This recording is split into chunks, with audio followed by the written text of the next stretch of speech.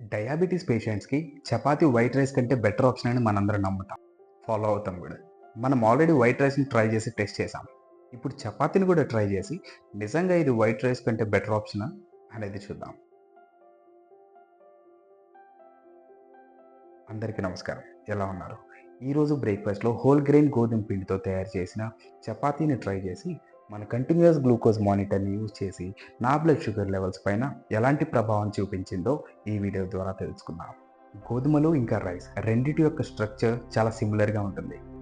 గోధుమలకు ఉండే bran layer rice bran layer కంటే చాలా థిక్‌గా ఉంటుంది.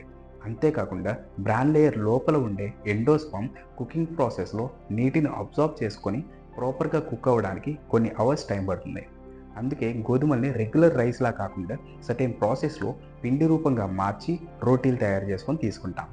గోధుమ పిండిలో ఫైబర్ కంటెంట్ ఎక్కువగా ఉండడంతో ఇది త్వరగా డైజెస్ట్ అవ్వకుండా స్టమక్‌ని ఎక్కువసేపు ఫుల్‌గా ఉంచుతుంది. అందుకే ఇది వెయిట్ లాస్ డైట్‌లో చాలా బాగా ఉపయోగపడుతుంది.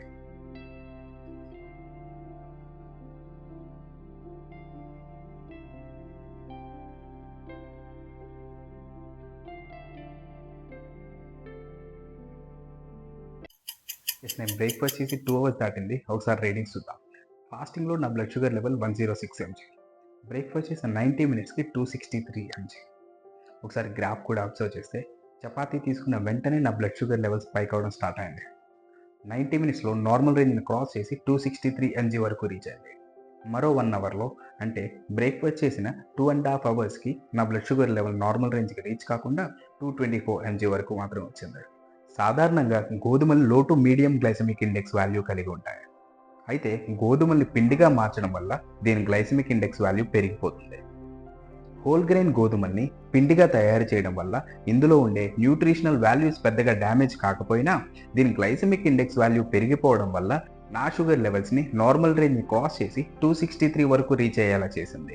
ఈ రోజు తీసుకున్న చపాతీ హోల్ గ్రెయిన్ గోధుమ పిండితో తయారు చేసింది కాబట్టి మనం ముందు ట్రై చేసిన హోల్ గ్రెయిన్ రైస్ అంటే బ్రౌన్ రైస్ రిజల్ట్స్తోనే కంపేర్ చేద్దాం. బ్రౌన్ రైస్ తీసుకున్న తర్వాత నా షుగర్ లెవెల్స్లో ఎటువంటి సడన్ స్పైక్ లేకుండా నార్మల్ రేంజ్ని మెయింటైన్ చేసింది.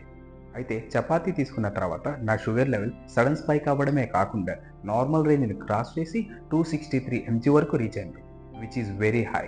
సో డయాబెటీస్ పేషెంట్స్కి చపాతీస్ వైట్ రైస్ కంటే బెటర్ ఆప్షన్ అనే దానిలో నిజం లేదు. వీడియో ముగించే ముందు ముఖ్య గమనిక: గ్లూకోజ్ వాల్యూస్ అనేవి ఇండివిజువల్ పర్సన్స్కి స్లైట్ వేరియేషన్ ఉంటుంది, especially for diabetic patients. Healthy food తీసుకోండి, ఆరోగ్యంగా ఉండండి. Thank you for watching.